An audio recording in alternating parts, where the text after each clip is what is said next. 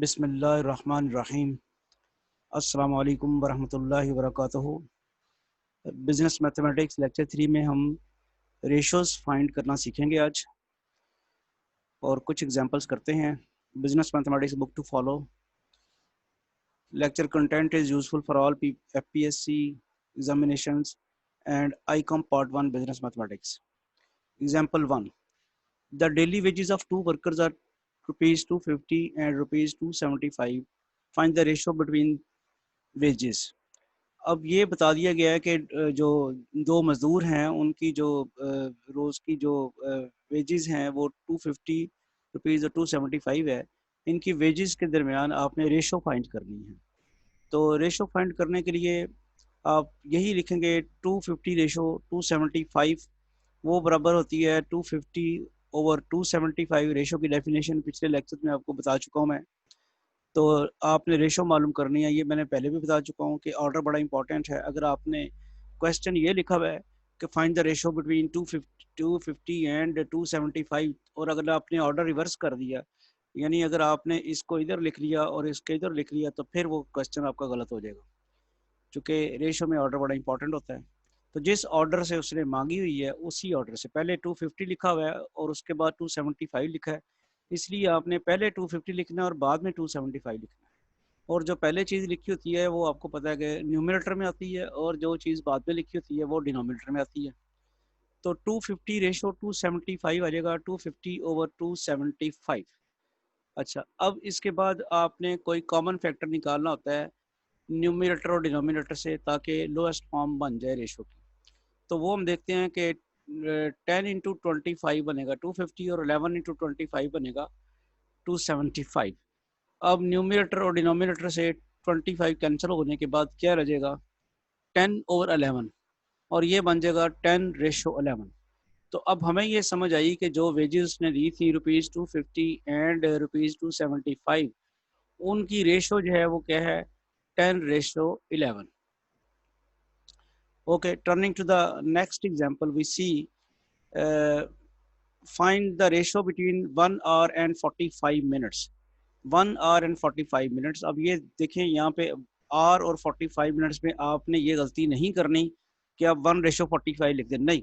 आप गौर करें कि एक जो है वो आवर में है और एक जो है मिनट्स में। या तो मिनट्स को आवर में कन्वर्ट करें या आवर को मिनट्स में, लेकिन आवर को मिनट्स में कन्वर्ट करना आसान है।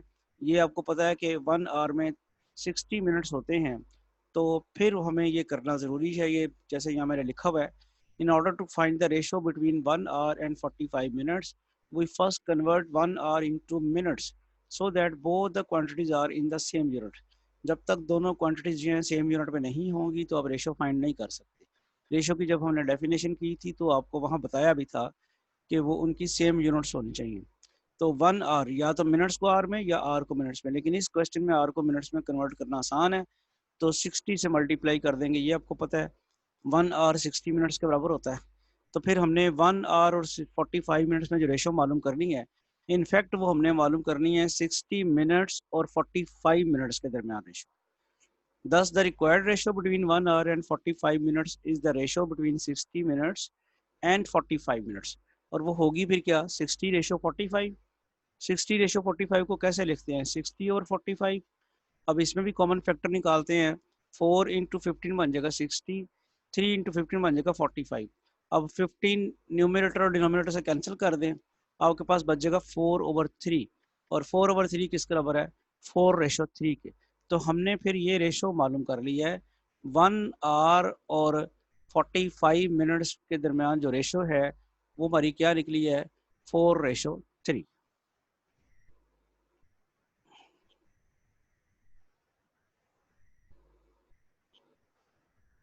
एग्जाम्पल 3 देखते हैं। What is the ratio between 800 grams and 1 kg। ये सेम क्वेश्चन है जो पिछला किया था। अब ये इनकी यूनिट सेम नहीं है, उसी तरह का क्वेश्चन है जो हमने पिछली एग्जाम्पल की है। ये ग्राम्स में है और ये केजी में, ये किलोग्राम में है। तो हमें फर्स्ट ऑफ ऑल क्या करना होगा, इन ग्राम्स को या तो ग्राम्स को केजी में कन्वर्ट करें या केजी को ग्राम में कन्वर्ट करें। हमें पता है कि 1 kg जो है वो किसके बराबर होती है 1000 ग्राम के। तो 1 kg को हम 1000 ग्राम में कन्वर्ट कर लेते हैं। In order to find the ratio between 800 grams and 1 kg, we first convert 1 kg into grams. Now 1 kilogram जो होती है वो 1000 ग्राम्स होती है, 1 kg जो है 1000 ग्राम्स के बराबर है। तो जो रेशो हमने मालूम करनी है वो फिर 800 ग्राम्स एंड 1000 grams होगी। Thus, the required ratio between 800 grams and 1 kg is the actually ratio between 800 grams and 1000 grams. फिर 800 grams और 1000 grams की रेशो ली आपने, 800 रेशो 1000, 800 over 1000, वो आ जाएगा 4 into 200 divided by 5 into 200, 200 cancel हो गया, तो 4/5 रह गया, 4:5। तो आपने आज इस एग्जांपल्स में, इस लेक्चर में आपने कुछ एग्जांपल्स की हैं रेशो फाइंड करने की, और आपने ये भी देखा कि रेशो फाइंड करने के लिए ऑर्डर बड़ा इंपॉर्टेंट है। और दूसरी जो इंपॉर्टेंट चीज़ है कि उनके यूनिट्स आपने सेम करने होते हैं, अदरवाइज आप रेशो निकाल लेते हैं और वो यूनिट सेम ना करने की वजह से रेशो आपकी गलत निकल आती है।